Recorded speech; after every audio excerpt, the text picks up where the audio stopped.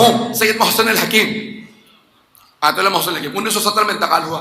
زندگی میں پوری زندگی بس ایک مرتبہ حج پہ گئے 1968 میں 1968 میں حج پہ گئے تو شاہ ایران نے کہا میرا جہاز لے جائے. اس زمانے میں مرجعی کا بہت بڑا نام تھا حکیم.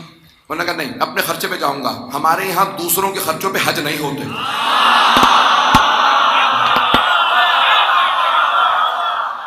تو فیصل سعودیہ کا بادشاہ تھا، اس نے کہا کہ آل سعود کا فیصل نے کہا میرا پرسنل جیٹ حاضر ہے. کہ نہیں تیرا، جب اس کا شیعہ کا جہاز نہیں چاہیے تو بہرحال مختلف بادشاہ صدور وزیر اعظموں نے کہا کہ نہیں ہمارے سب کے آپ کے لیے یہ جہاز حاضر ہے. ان کا نہیں اپنے خرچے پہ جاؤں گا. نجف سے چلے گا پہلے کازمین جاؤں گا، باب الحوائج کی بارگاہ میں سلام کروں گا، وہاں سے ایئرپورٹ جاؤں گا. تو پورے رستے میں علماء، اس زمانے کے علماء بتاتے ہیں کہ پورے رستے میں شیعوں نے پورے رستے میں قربانیاں دی کہ آپ کی حفاظت کے لیے بھیج رہے ہیں. ایک شیعہ مرد جا رہے تھے، وہاں پہنچے، فیصل نے کہا میں ملنا ضرور چاہوں گا. تو بلایا. اب وہ مدینے میں جب گئے تو مکے میں جیسے پہنچے، عمرہ تمتع جب بجا لا چکے، حج ابھی نہیں آیا تھا، وہ اپنے محل میں آیا. کہا ایک ملاقات ہو جائے، میں اپنے علماء کو بھی بلا لوں گا. کہا ٹھیک ہے، دعوت ہے، تمہارے علماء بھی آ رہے ہیں تو آ جاؤں گا. اب ان کے جو اس وقت سب سے بڑے مفتی تھے، مفتی اعظم، ان کا نام عبداللہ بن باز، ذہنوں میں نام ہے؟ چلے نہیں ہے، اچھا یہ چلے.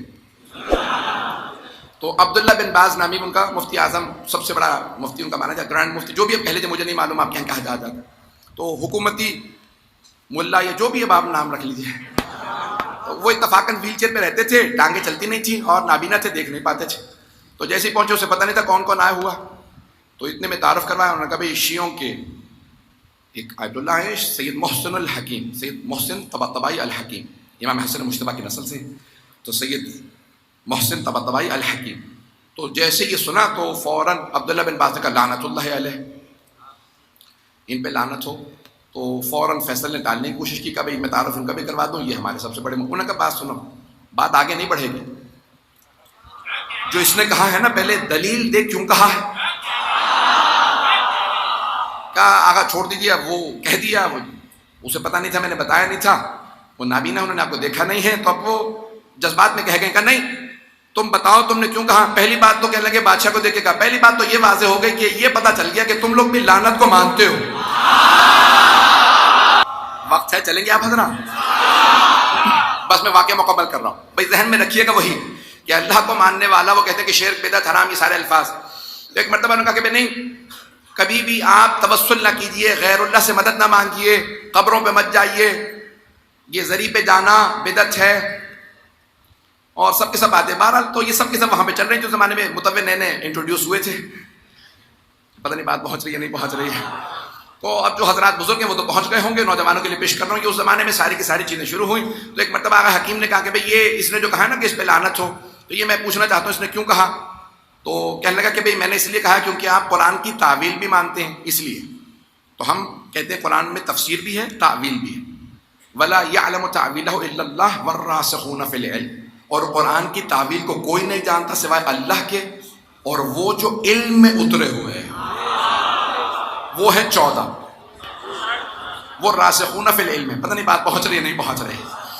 تو وہ ہے راسخون فی العلم. تو کہا بھئی یہ تعویل یہ قرآن کو مانتے ہیں اس لیے میں نے لعنت کی ہے، اور مجھے کسی نے بتایا تھا کہ یہ تعویل قرآن کو مانتا ہے اس لیے میں نے لعنت کر دی. تو تعویل قرآن کو نہیں ماننا چاہیے، بس اللہ تعویل جانتا. انہوں نے کہا کہ اچھا قرآن میں تعویل نہیں ہے. کہا نہیں صرف اللہ جانتا، کوئی نہیں جانتا. کہا میں ایک سوال کرنا چاہتا ہوں، قرآن جانتے ہو؟ کہنے لگے میں حافظ قرآن ہوں، 9 سال کی عمر میں نے حفظ کر لیا تھا.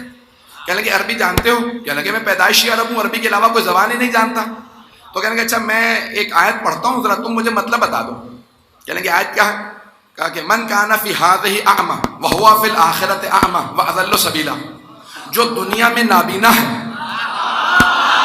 وہ آخرت میں بھی نابینا ہی رہے گا. نہیں پہنچا سکا.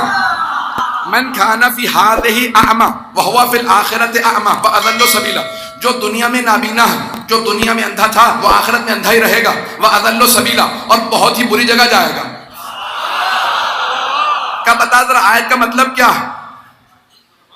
اسے بالکل وہاں زبان پہ تالے لگ گئے، سانپ سونپ گیا.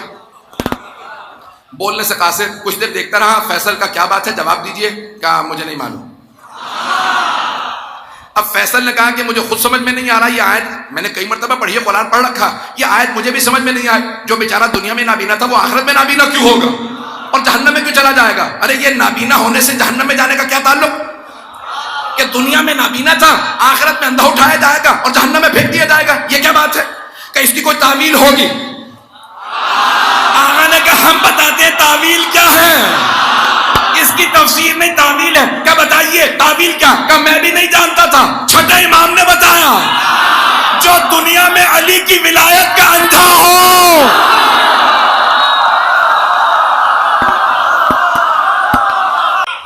کہ جسے دنیا میں علی کی ولایت نظر نہ آئی ہو، آخرت میں اسے اللہ واقعا اندھا بنا دے گا، اور پھر وَأَضَلُّ سَبِيلًا، وہ وہیں جائے گا جہاں اسے جانا چاہیے۔